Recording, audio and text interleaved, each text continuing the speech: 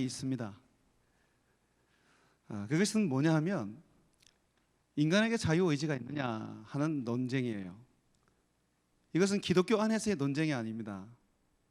세상 사람들의 논쟁입니다. 자유의지라는 부분은 처음에는 철학, 신학에서 다루었던 이슈였습니다. 그런데 이것이 심리학까지 이제 퍼져나가면서 지금은 과학과 의학 분야로 이제 나아가서 이슈가 되고 있습니다. 얼마 전 제가 책을 하나 보게 되었는데요. 그 책의 그 이름이 뭐냐면 자유의지는 없다 하는 책입니다. 샘 해리슨이 지은 책인데 왜 그러냐 하니까 이 사람이 과학적이고 의학적으로 뇌를 이제 그 실험을 해보니까 뇌파 검사와 우리가 잘 아는 MRI 이걸 가지고 이제 실험을 해본 거예요. 실험을 해보니까 스스로 우리가 어떤 결정을 우리가 스스로 내린 결정 이것을 인식하기 전에 이 뇌가 이 뇌의 운동 피질이 활동하기 시작한다는 거예요. 그러니까 이런 말입니다. 내가 어떤 것들을 이렇게 결정을 내리기 전에 이미 내가 뭔가를 시작하고 있다는 것입니다. 그래서 내가 인식하기 전에 이미 내가 어떤 결정을 내릴 것을 먼저 이제 이것을 이끌어 간다는 것이죠. 그러니까 이 샘 해리슨은 과학적인 이야기를 가지고 얘기를 하는 거예요. 뭐라고? 지금의 어떤 뇌과학자라든지 또는 뭐 그 여러 어떤 신경학계의 이제 분들은 인간은 자기의 어떤 결정, 자기의 의지를 내리기 전에 뇌가 먼저 주도해 나간다. 그렇기 때문에 자유의지는 없다. 이렇게 이제 지금 결론을 내리고 있는 것입니다. 자, 여러분은 어떻게 생각해요? 만약에 그렇게 된다면 너무 우리의 어떤 그 인생이 좀 허무하지 않습니까? 나의 어떤 그런 자유의지는 사라져 버리고 그냥 내 안에 있는 뇌가 하나의 어떤 무의식적인 그런 상황 속에서 나의 어떤 삶을 결정해 버린다는 거 상당히 문제가 되는 것 같아요. 그럼 성경은 우리에게 뭐라고 얘기하느냐 하는 부분입니다. 자, 성경은 이렇게 얘기합니다. 사람이 죄를 짓기 전에는 자유로운 의지를 가지고 있었다. 그런데 죄를 짓고 난 다음부터는 그 자유의지가 인간이 원하는 대로 그렇게 움직여주지 않는다라고 이렇게 얘기를 합니다. 그러니까 지금 뇌과학자들이 말하는 것처럼 실질적으로 범죄한 인간에게는 자유의지가 제대로 작동이 안 됩니다. 뭔가 내가 해야 되겠다라고 이렇게 결정을 내리기 전에 이미 내 안에 있는 무의식이 나를 그가 원하는 쪽으로 끌고 가버립니다. 이것이 성경에 말하고 있어요. 한번 찾아볼게요. 로마서 7장 한번 펴봐요. 로마서 7장. 자, 로마서 7장을 펴보겠습니다. 로마서 7장에 보면 15절 한번 보십시오. 로마서 7장 15절에 성경은 이렇게 우리에게 증언해 주고 있습니다. 자, 로마서 7장 15절. 내가 행하는 것을 내가 알지 못하노니. 내가 행하는 것을 내가 모른대요. 내가 인식하고 있지 못하고 있대요. 이 뇌과학자들이 말하는 거하고 지금 똑같지 않습니까? 내가 행하는 것을 내가 알지 못하노니 곧 내가 원하는 것은 행하지 아니하고 도리어 미워하는 것을 행함이라. 나는 선을 행하고 싶은데 이 선을 결정해서 이제 그것을 행동으로 옮기려고 그러는데 이미 그걸 결정하기 전에 내 뇌는 악으로 나를 끌고 가는 거예요.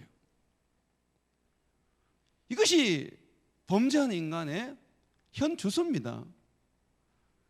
그래서 성경은 이렇게 우리에게 말합니다. 17절.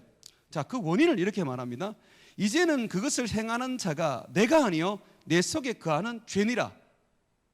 뇌과학자들이 발견하지 못하는 것, 우리의 무의식 쪽에서 우리가 어떤 결정을 내리기 전에 우리의 삶을 끌고 가는 것, 그것이 바로 성경에서는 죄라고 말합니다. 저 죄가 있지 않습니까? 우리 눈에는 보이지 않아요. 이것이 실제가 아닌 것처럼 우리는 느끼고 있습니다. 그런데 죄는 이미 우리 몸에 바이러스처럼 침투하여서 우리의 무의식과 또 우리의 몸을 지배하고 있습니다. 이 뇌가 그걸 증명을 해주는 거예요. 어떤 자유로운 결정을 내리기 전에 이미 뇌는 그가 원하는 대로 움직여가는 것입니다. 바로 제가 원하는 대로 움직여가는 것이죠. 우리의 몸이 왜 이렇게 병들고 약하여지고 늙어갑니까? 이 죄 때문에 그런 거잖아요. 성경은 사람이 죽는 이유가 죄 때문이라 그럽니다. 죄의 결과가 죄, 이 죄의 결과가 사망이라고 말하거든요. 그러니까 우리는 죄 아래에 있으면 우리의 자유의지를 활용하지 못합니다. 죄가 우리를 끌고 가기 때문에 그렇습니다. 그래서 우리의 삶을 이 죄가 이끄는 대로 이렇게 내버려 두는 그런 삶을 살아야 하는가? 제가 원하는 대로 내 안에 있는 또 다른 내가 나를 끌고 가는 대로 그냥 버려둬야 하는가? 왜냐하면 나는 자유의지가 없으니까, 내 힘대로 내 능력대로 못하니까 그렇게 해야 되는가? 라고 할 때 성경은 결코 그럴 수 없다고 말합니다. 우리 로마서 8장 1절 한번 보실까요? 자, 8장 1절 2절 여러분 한번 같이 한번 읽어봅시다. 시작. 그러므로 이제 그리스도 예수 안에 있는 자에게는 결코 정죄함이 없나니 이는 그리스도 예수 안에 있는 생명의 성령의 법이 죄와 사망의 법에서 너를 해방하였음이라.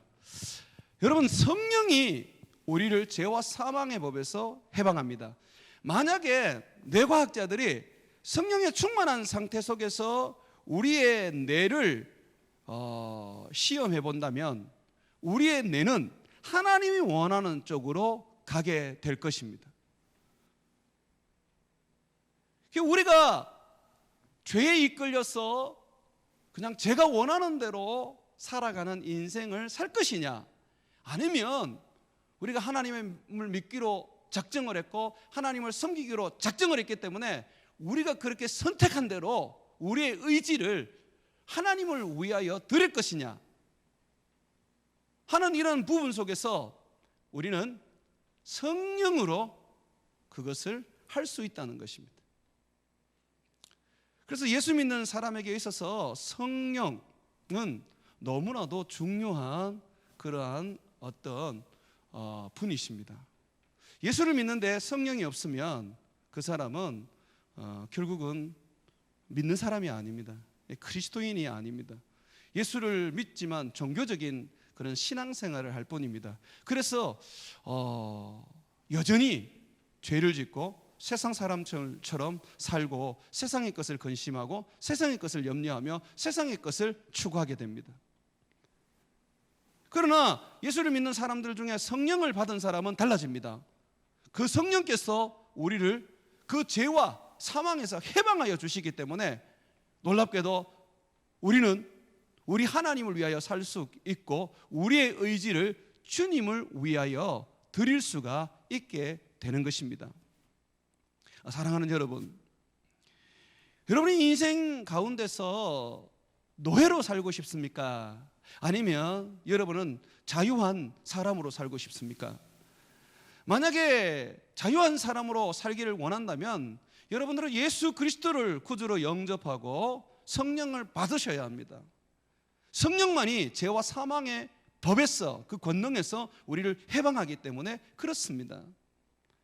성령을 내가 받고 그 성령을 힘입게 되면 우리는 성령으로 말미암아서 이 세상을 이길 수가 있게 됩니다.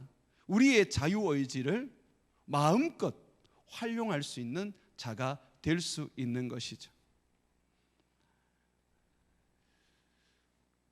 하나님께서 세상을 만드시고 우리 인간을 만드실 때는 우리 마음대로 세상을 살 수 있도록, 선하게 살 수 있도록 자유의지를 주셨습니다. 그 자유의지를 주셨다는 것을 우리가 알 수 있는 게 뭐냐면, 하나님이 인간이 사는 거주지 에덴 동산에 선과 악이라는 이 나무를 거기에 심어 놓으셨다는 것입니다. 선과 악이라는 나무, 이 선과 악이라는 이 나무는요, 이 나무의 열매를 따먹음으로써 선을 알게 되고 악을 아는 게 아닙니다. 이 선과 악이라는 이 나무의 열매는 선악을 알게 하는 데는 아무런 이 효능이 없습니다. 그런데 왜 선과 악을 알게 하는 나무냐면, 거기에는 하나님의 말씀이 있기 때문에 그렇습니다. 하나님의 명령이 있기 때문에 그래요. 우리 오늘 성경 한번 보겠습니다. 창세기 2장 말씀을 한번 펴보십시오. 2장 9절 한번 보십시오. 창세기 2장 9절 보면, 여호와 하나님이 그 땅에 보기에 아름답고 먹기에 좋은 나무가 나게 하시니, 이제 에덴 동산입니다. 동산 가운데는 생명나무와 선악을 알게 하는 나무도 있더라. 거기 보면 생명나무도 주시고, 그리고 선악을 알게 하는 나무도 주셨습니다. 자, 그러면서 주님께서 이렇게 사람에게 명령을 하십니다. 16절 한번 보세요. 16절. 여호와 하나님이 그 사람에게, 이제 아담이죠, 최초의 인류의 조상입니다, 아담에게 명하여 이르시되, 동산 각종 나무의 열매는 네가 임의로 마음대로 먹을 수 있지만 선악을 알게 하는 나무의 열매는 먹지 말라. 네가 먹는 날에는 반드시 죽으리라 하시니라. 이 선악과에는 하나님의 명령이 있습니다. 무슨 명령이 있느냐면, 먹지 마라라는 명령이 있습니다. 그리고 먹게 되면 죽게 된다는 말씀이 있습니다. 그러면 그 말씀대로 돼요. 나무의 그 열매, 선악과의 열매가 효능이 있는 게 아니라 거기에 던져 놓으신 주님의 말씀이 바로 효능이 있는 것입니다. 여러분, 세상을 창조하실 때 주님은 어떻게 창조하셨어요? 말씀으로 창조하셨어요. 빛이 있으라 이러니까 빛이 생겨버렸어요. 하늘에 해와 달이 있으라, 그렇게 만들어져 버려요. 그게 말씀의 권능입니다. 그런데 주님께서 선과 악을 아는 그 나무에 말씀을 심어 놓습니다. 뭐라고 심어 놓습니까? 먹으면 죽어라고 말합니다. 그리고 그 이름이 뭡니까? 선과 악을 아는 나무라는 그 말씀을 심어 놓습니다. 그럼 선이 뭡니까? 선이라는 것은 하나님 말씀에 순종하는 게 선입니다. 세상에서 말하는 윤리, 도덕적인 것이 선이 아닙니다.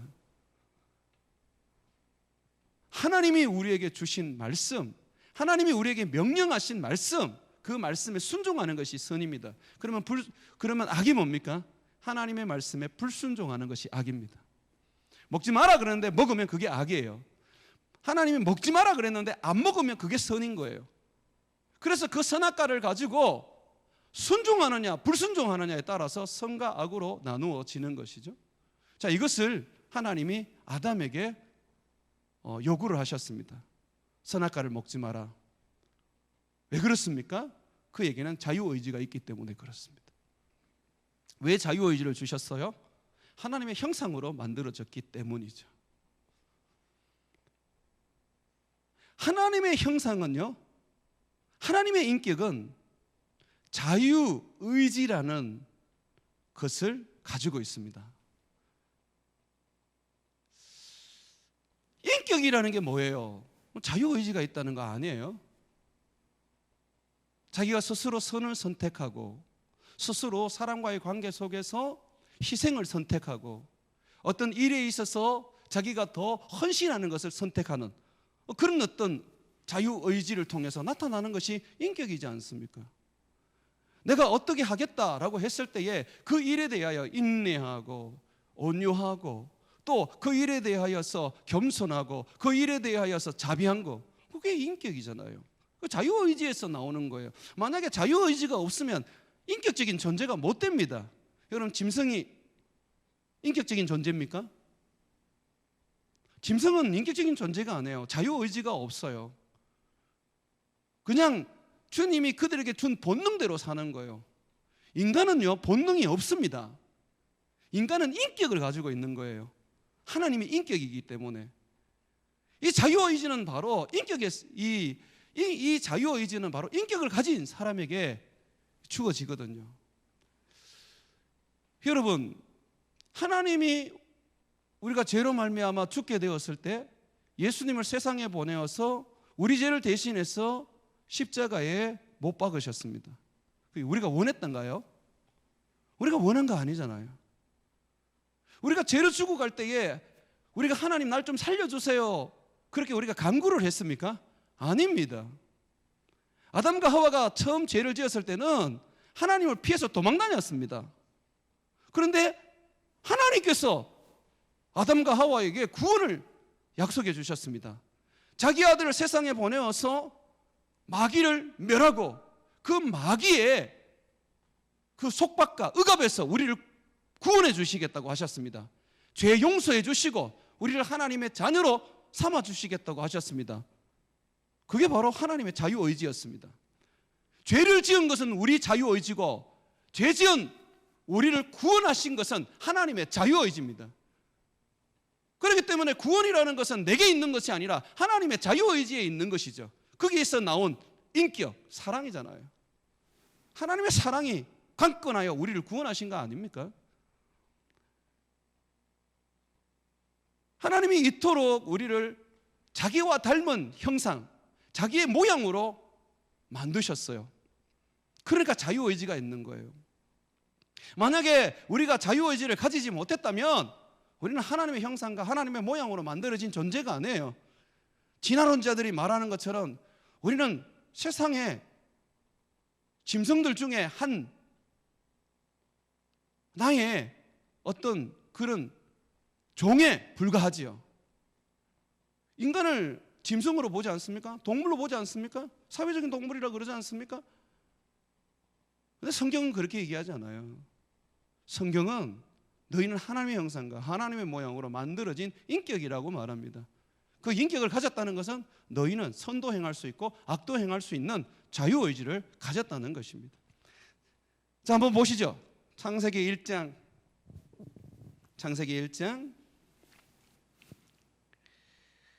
25절 1장 25절 한번 보세요. 하나님이 땅의 짐승을 어떻게? 그 종류대로, 가축을 그 종류대로, 땅에 기는 것을 그 종류대로 만드셨다고 말합니다. 하나님 보시기에 좋았더라, good 이렇게 말합니다. 하나님 굉장히 만족하셔요. 자, 그런데 한번 보세요. 26절. 자, 사람은 어떻게 만드셨습니까? 그 종류대로 만드셨습니까? 아닙니다. 하나님이 이르시되 우리의 형상을 따라 우리의 모양대로 우리가 사람을 만들고 그들로 바다의 물고기와 하늘의 새와 가축과 온 땅에 기는 모든 것을 다스리게 하자 하시고 하나님이 자기 형상 곧 하나님의 형상대로 사람을 창조하시되 남자와 여자를 창조하시고. 여기 보십시오.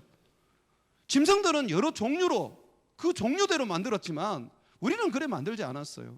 하나님이 우리를 만드신 것은 하나님께서는 자기의 형상과 모양대로 만드신 것입니다.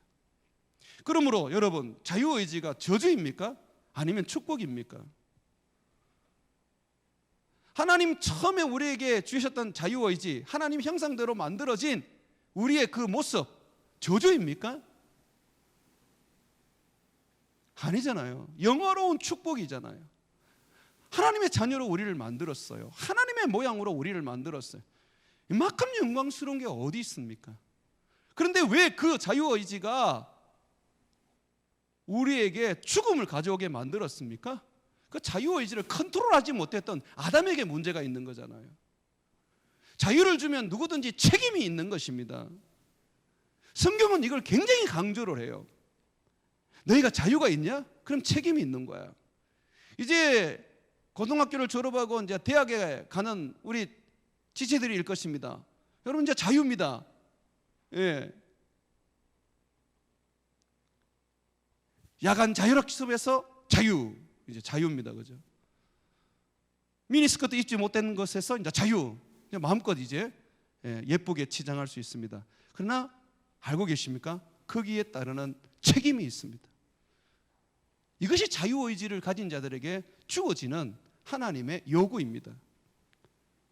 하나님께서 우리를 만드신 것은 하나님의 자유의지로 만드셨어요. 그런데 우리가 범죄했을 때 그는 책임지고 우리를 다시 살리지 않습니까?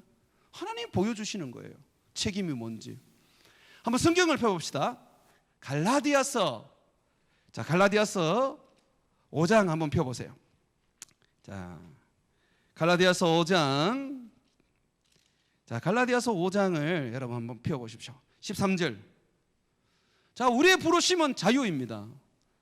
예수 그리스도를 믿고 성령으로 다시 태어난 사람들, 성령을 받아서 성령으로 사는 사람들은 그들은 더 이상 죄의 종이 아닙니다. 그들은 자유입니다. 마음껏 자유를 누릴 수 있는 자들입니다. 자, 13절 우리 같이 한번 읽어보겠습니다. 형제들아, 너희가 자유를 위하여 부르심을 입었으나 그러나 그 자유로 육체의 기회를 삼지 말고 오직 사랑으로 서로 종노릇하라. 육체의 기회를 삼지 말고 종노릇하라고 말하고 있습니다. 책임을 지는 인생을 살으라고 말하고 있습니다. 사랑하는 여러분, 그렇다면 우리가 예수님을 믿고 우리가 자유의 의지를 다시 되살렸어요. 회복시켰어요. 예수 믿지 않는 사람들은 성령이 없기 때문에 그들은 죄가 이끌리는 대로 갈 것입니다. 그들의 자유의지는 아무런 능력을 발하지 못하고 죽어 있는 상태입니다. 그러나 우리는 달라요. 성령이 우리 안에 계시기 때문에 우리의 자유의지는 살아 있습니다. 그러므로 우리는 우리의 자유의지를 가지고 자유롭게 살 수가 있습니다. 하나님을 기쁘시게 할 수 있습니다. 거룩한 선을 행할 수가 있습니다. 이 땅 가운데에 하나님의 영광과 하나님의 능력을 드러낼 수 있습니다. 그런데요, 이 자유의지를 자칫 잘못 쓰면 아담처럼 이 자유의지가 우리를 하여금 범죄하게 만듭니다. 그래서 우리는 이 자유를 통제할 줄 알아야 하는 거예요. 컨트롤할 줄 알아야 돼요. 그래서 두 가지만 얘기하겠습니다. 컨트롤할 수 있는 것은 처음에 얘기한 것처럼 성령, 하나님의 영을 받아야 돼요. 하나님의 영의 충만함을 입어야 해요. 자, 두 번째, 성경입니다. 왜 그러냐면 성경은 우리에게 말합니다. 성경이 하나님의 말씀이 우리로 하여금 자유하게 해준다고 말합니다. 또한 하나님의 말씀이 우리로 하여금 하나님의 뜻 앞에 굴복하게 해준다고 말합니다. 진리가 너희를 자유케 한다, 그렇죠? 하나님의 말씀이 또한 우리를 강건하여서 그리스도의 그 명하신 삶을 살게 만든다고 하고 있어요. 그래서 여러분들이 자유의지를 마음껏 활용해서 하나님을 기쁘시게 하는 삶을 살기 위해서는 성령과 성경을 가지셔야 합니다. 우리 청년들의 예배가 요즘 찬양으로 많이 이렇게 흘러가는 경향이 있습니다. 전 참 좋다고 생각하지만 우려되는 부분도 있습니다. 왜 그러냐면 말씀을 등한히 하는 부분이 없지 않아 있습니다. 여러분, 말씀 읽으셔야 돼요. 말씀 배우셔야 해요.